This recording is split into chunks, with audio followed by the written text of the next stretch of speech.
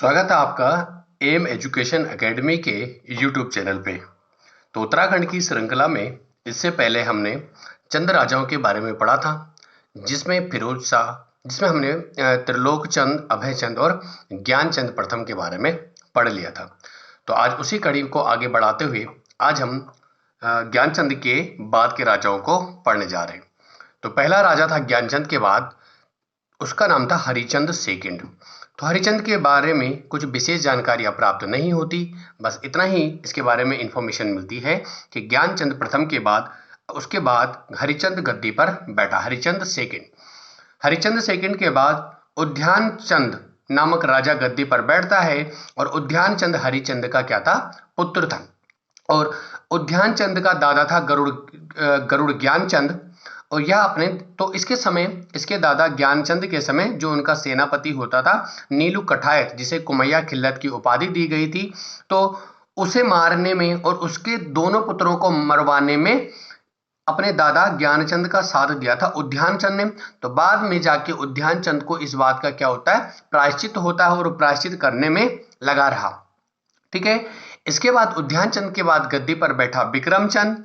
विक्रमचंद के बारे में ये है कि यह एक भोग विलासी राजा था और जो भोग विलास में डूबने लगे, जिसके कारण इनका एक भतीजा था जिसका नाम था भारती चंद। तो भारती चंद के द्वारा विद्रोह कर लिया जाता है और गद्दी पर भारती चंद नामक राजा बैठ जाता है।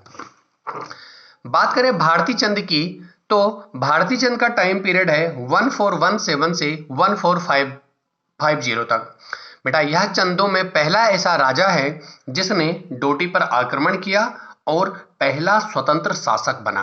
अभी तक जितने भी शासक हैं उनके द्वारा डोटी राज्य को टैक्स दिया जाता है, यानी वे एक स्वतंत्र राजा नहीं है, लेकिन भारती चंद पहला ऐसा राजा है जो स्वतंत्र शासक बना।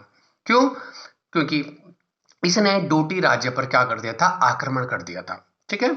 और इसे अभिलेखों में चरित्रशील नरपति कहा गया है। किसे? भारती चंद को। बात करें इस समय डोटी राज्य की, तो डोटी राज्य में राजा था जयमल, और सौर राज्य में राजा था आपके पास विजयबम, और सीरा राज्य में संसारमल नामक राजा राज कर रहा था। तो डोटी राज्य पर जब भारती चंद के द्वारा आक्रमण किया गया तो यह युद्ध 12 वर्षों तक चला, यानी डोटी और यानी जयमल और भारती चंद के बीच हुए इस युद्ध को 12 वर्ष तक चलने के कारण इसमें कई चीजें हुई। इसमें जैसे एक प्रथा का जन्म होता है यहाँ पे, जैसे कटकाली प्रथा का। ठीक है। खैर बाद में भारती चंद इस युद्ध को जीत जाता है क्योंकि उसका बेटा इस युद्ध में उसकी क्या करता है, मदद करता है। भारती चंद का पुत्र था रत्नचंद। ठीक है। चलिए, तो क्या हुआ बेटा कि 12 वर्षों तक युद्ध में रहने के कारण क्या हुआ कि जो सैनिक थे उन्होंने वहीं के, जहां जिस एरिया में युद्ध लड़ा जा रहा था, वहीं के जो लोग थे, वहीं की जो औरतें थी, उनसे भारती चंद के सैनिकों के द्वारा विवाह कर लिया जाता है। और विवाह के पश्चात उन महिलाओं से जो संतान उत्पन्न होती है उन्हीं को क्या कहा जाता है, नायक जाति। क्यों? क्योंकि जब युद्ध जीत दिया गया भारती चंद के द्वारा तो भारती चंद ने इन औरतों को अपने साथ नहीं ले गया। भारती चंद के जो सैनिक थे वह इन औरतों को अपने साथ नहीं ले गए। तो ये एक किस्म से आपके पास जो संतान थी वो क्या, इनका कोई रखवाला नहीं था, है ना, ऐसे छोड़ दिया था इन्हें, तो इन्हें कहा जाता था नायक जाति। ठीक है। बेटा एक बात याद रखना कि 1919 में जो कुमाऊं परिषद हुआ आपके पास, 1919 में कुमाऊं परिषद की कोशिशों से नैनीताल में नायक सुधार समिति का गठन किया गया और जिसमें इनकी लड़कियों के लिए पढ़ने लिखने की व्यवस्था की जाती है इसमें। ठीक है। और भारती चंद का एक पुत्र था जिसका नाम था रत्नचंद। जब रत्नचंद ने देखा कि इसके पिता भारती चंद युद्ध लड़ रहे हैं और ये युद्ध काफी लंबा खिंच रहा है, तो उसने कटेहर राजाओं से सहायता लेकर अपने पिता की युद्ध जीतने में क्या की थी, मदद की थी। बाद में डोटी के बाद इन्होंने सौर राज्य को और सौर के बाद सीरा राज्य को भी जीत लिया और उसे अपने अपने वश में कर दिया।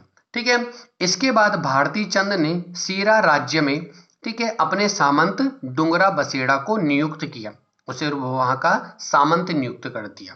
और भारती चंद ने अपने बेटे के द्वारा युद्ध में अपनी मदद करने पर रत्नचंद से खुश होकर अपने जीते जी, यानी पहला ऐसा राजा जिसने अपने जीते जी अपने पुत्र को राजा बना दिया। ठीक है। तो भारती चंद ने अपने जीते जी रत्नचंद को राजगद्दी सौंप दी। बेटा इसके बाद गद्दी पर बैठता है 1450 में रतनचंद गद्दी पर बैठता है। और रतनचंद से याद रखना कि रतनचंद पहला ऐसा व्यक्ति था, पहला ऐसा राजा था आपके पास जिन्होंने चंदों के समय कुमाऊं में पहला भूमि बंदोबस्त करवाया। ठीक है, और ये भूमि बंदोबस्त करवाया था किसकी मदद से? तो जिंदा केतले नामक अधिकारी की मदद से इसने ये भू बंदोबस्त करवाया था। और इसी के समय डोटी राज्य पर नागमल के द्वारा आक्रमण किया जाता है, जिसे रत्नचंद के द्वारा पराजित किया जाता है। रतनचंद के बाद कीर्तिचंद नामक राजा गद्दी पर बैठता है, जिसका टाइम पीरियड था 1488 से 1503 के तक। देखिए बेटा कीर्तिचंद की अगर मैं बात करूं तो इस समय ये दिल्ली सल्तनत में चल रहा था हमारे पास लोधी डायनेस्टी। तो लोधी वंश और गढ़वाल की बात करूं तो यहाँ पे चल रहा था पंवार वंश। लोधी वंश और अजयपाल के ये समकालीन माना जाता है।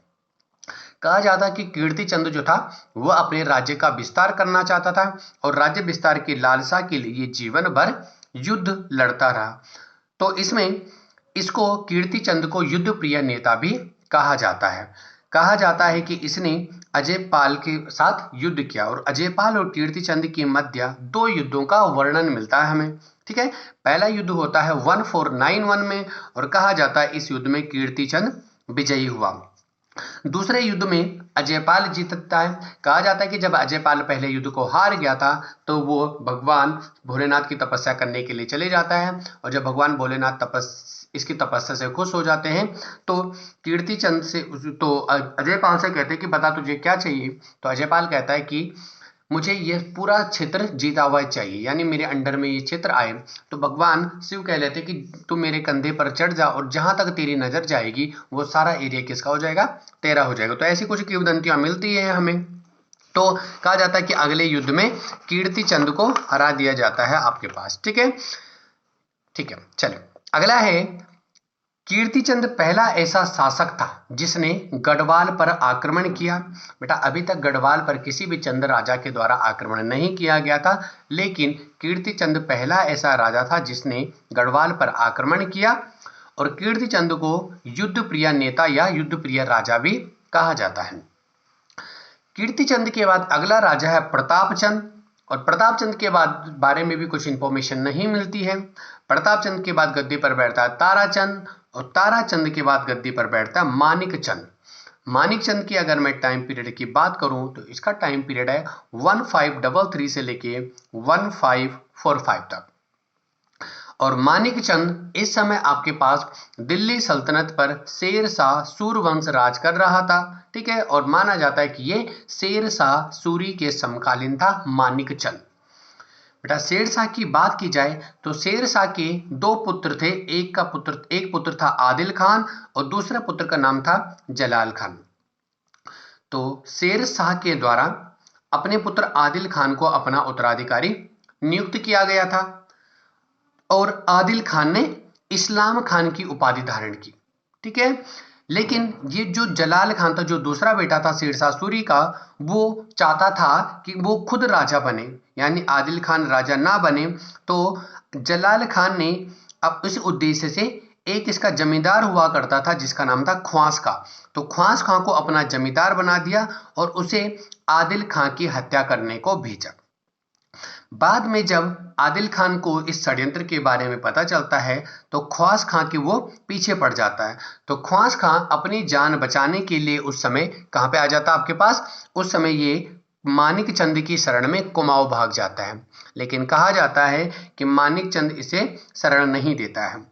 बाद में मानिकचंद के बाद आपके पास गद्दी पर बैठता है कल्याणचंद नामक राजा और कल्याणचंद के बाद पूर्णचंद सेकंड गद्दी पर बैठता है। पूर्णचंद के बाद गद्दी पर बैठता है भीष्मचंद, जो कि बहुत ही इंपॉर्टेंट राजा है। बेटा भीष्मचंद का टाइम पीरियड था 1555 से लेके 1560 तक। भीष्मचंद के राजा बनते ही डोटी, सिरा और सोर राज्य में विद्रोह हुआ, जिसका भीष्मचंद के द्वारा सफल दमन किया जाता है। अब भीष्मचंद बार बार हुए इन हमलों से परेशान होकर उसके मन में ख्याल आता कि क्यों न मैं अपनी राजधानी को किसी सुरक्षित जगह पर स्थानांतरित कर दूं। तो सबसे पहले अल्मोड़ा को राजधानी बनाने का विचार किसके मन में आया था? तो वो आया था भीष्मचंद के मन में।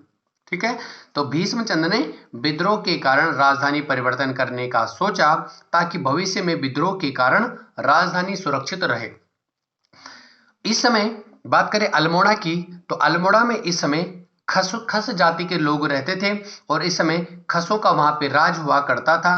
अल्मोड़ा को उस समय पे खसिया खाला नाम से भी जाना जाता था क्योंकि खसों का यहाँ पे गढ़ हुआ करता था और इस समय खसों के राजा का नाम था गजबुडिंगा। आगे बढ़ते हैं।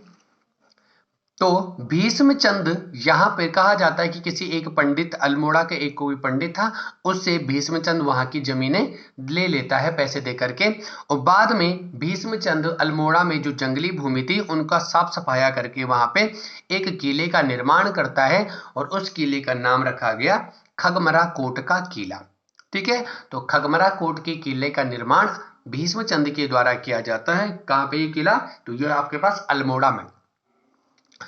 ठीक है, अल्मोड़ा क्षेत्र में आने वाला पहला कत्यूरी शासक ये तो चंदवंश था और चंदवंश से पहले बात करें अगर कत्यूरी की, तो अल्मोड़ा क्षेत्र में आने वाला पहला कत्यूरी शासक था बैचल देव। ठीक है, और बैचल देव ने ही अल्मोड़ा की जो भूमि थी वो श्री चंद तिवारी नामक एक ब्राह्मण को बेच दी थी और बाद में भीष्मचंद ने अल्मोड़ा को खरीद करके यहाँ पर आलमनगर और खगमरा कोट के किले का निर्माण करवाया तथा आसपास इसने नालियों का निर्माण और बस्तियों का निर्माण करवाया और अल्मोड़ा शहर की स्थापना का श्रेय जाता है भीष्मचंद को, जबकि राजधानी का श्रेय इसके पुत्र बालो कल्याण चंद को जाता है। जब खगमरा कोट का किला अच्छा बन गया था तो भीष्मचंद वहां पे एक बार रात्रि को विश्राम कर रहा था। रात्रि को सोते समय अचानक से खस राजा गजबुडंगा के द्वारा इसकी गला काटकर हत्या की जाती है। यानी सबसे पहले राजधानी अल्मोड़ा को बनाने का विचार आया था किसके मन में? भीष्मचंद के मन में, लेकिन ये पूर्णतः राजधानी को अल्मोड़ा स्थानांतरित नहीं कर पाया। तो बेटा आज की श्रृंखला में इतना ही। अगली श्रृंखला में देखेंगे इसके पुत्र बालो कल्याण चंद के बारे में। Thank you so much.